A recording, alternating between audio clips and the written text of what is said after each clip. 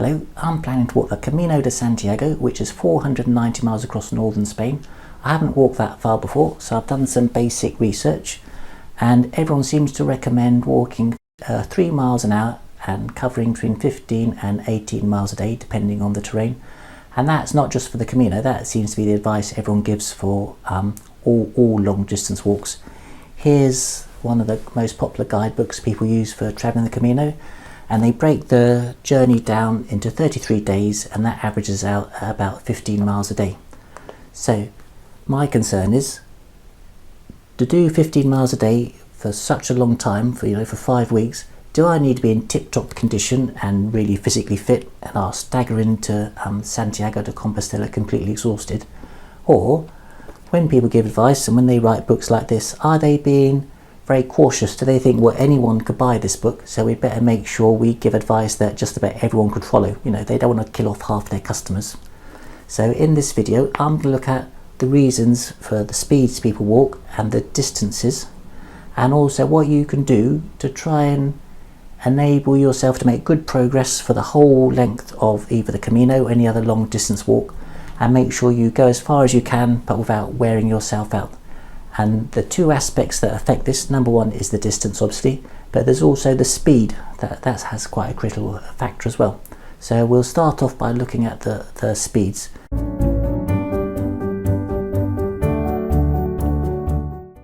Well, everybody walks about 3 miles an hour, men, women, different heights. People slow down when they get a bit older, and they also walk more slowly when they're walking in groups than just by themselves. People in cities walk faster, and to understand that, let's have a look at this slide. And this slide shows how much energy people use as they gradually increase in speed, which makes sense, doesn't it? You go a bit faster, so you're using more energy. But it's more interesting to look at this next slide, and that shows how much energy is used to travel a certain distance. And you can see there, 3 miles an hour means you travel the furthest distance using the least energy. So although nobody looks up this before they start walking, everybody walks that speed because as humans, expert walkers, we just intuitively know the most efficient speed to go. It turns out that 3 miles an hour is the most efficient speed to walk because our legs work like pendulums. Here's some video of me walking in the front garden.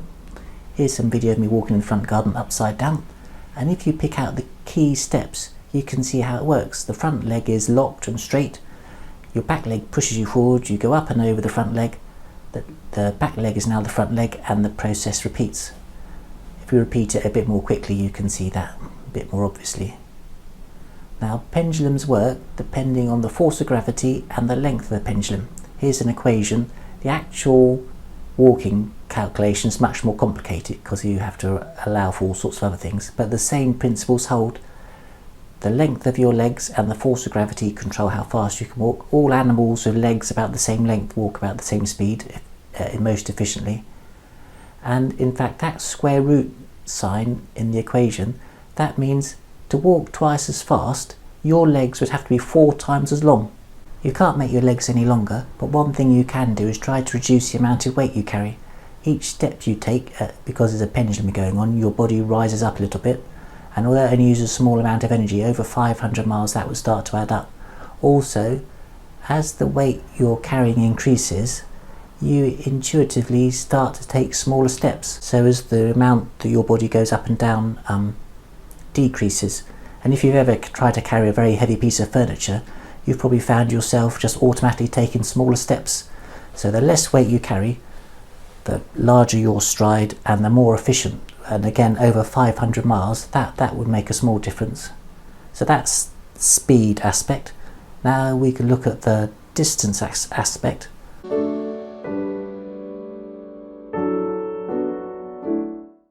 For a very intense exercise like cycling, which burns just about all carbohydrate, your body has enough carbohydrate to last about 90 minutes. And even if you eat food with very high sugar and lots of carbohydrate, your gut can only digest a certain amount, which means after 4.5 hours of intensive energy, most people have used up all of their carbohydrate and they need to rest and recover and refuel. And if you've noticed on the Tour de France, each day's racing lasts just over 4 hours. And that's because if they didn't do that, everyone would run out of energy and there'd be a very funny end to the race.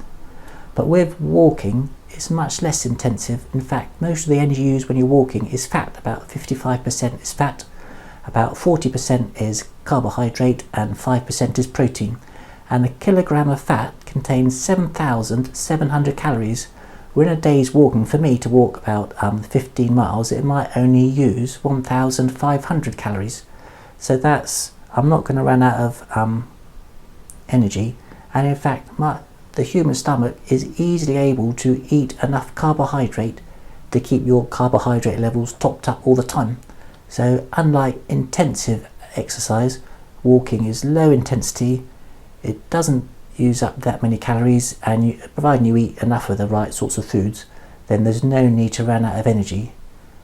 Walking is limited by fatigue, by just the muscles become tired, and the tendons and ligaments and the joints and even the bones and the central nervous system become fatigued, just become tired, and you need to rest.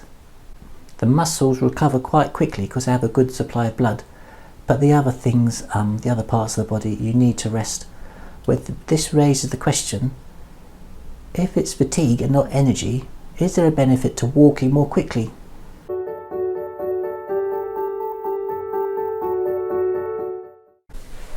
Here's the chart we looked at earlier, and you can see to cover a certain distance at 4 miles an hour doesn't use that much more energy than at 3 miles an hour.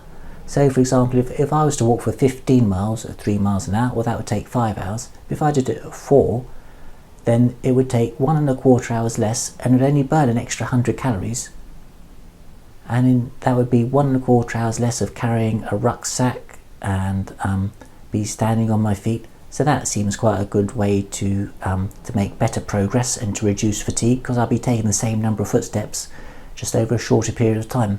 Well, I tried out this theory, and here's a section from the film that I made about it.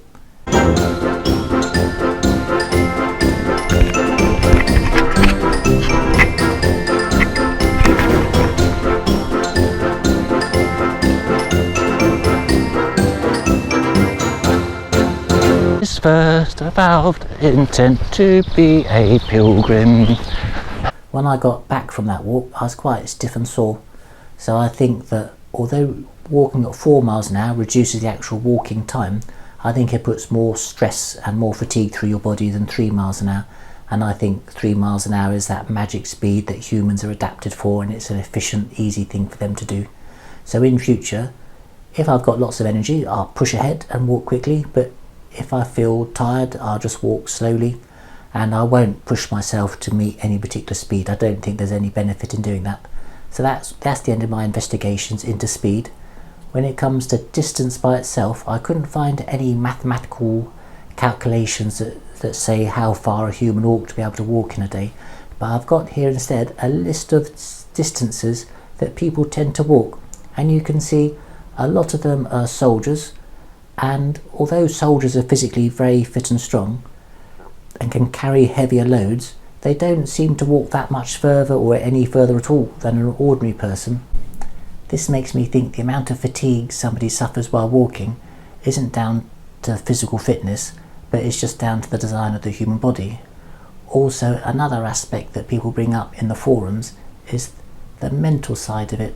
They say that after walking 15 or 18 miles, they want to do something else. They want to see places of interest, and it can get a bit boring just walking hour after hour. On the long distance trails in America, one of the reasons people give for giving up is that they just get bored of it. So as well as the physical side, to have a long successful walk, you need to make sure you're getting that mental stimulation, visiting places of interest and eating nice meals and talking to people, reading books, whatever you can do. So that's something that's important as well.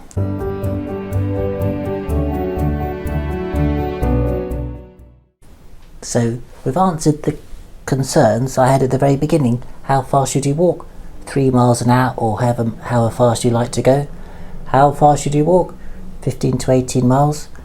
Will I get bored if I finish too soon or carry on too long? You might do, but to avoid that, you don't try and do more walking or less walking. but you try to have other things on top of the walking, places of interest and those sorts of things. So that's really, after 8 minutes or so of video, we're back to where we started off from. But I have got some suggestions to make your walk more enjoyable and to reduce fatigue.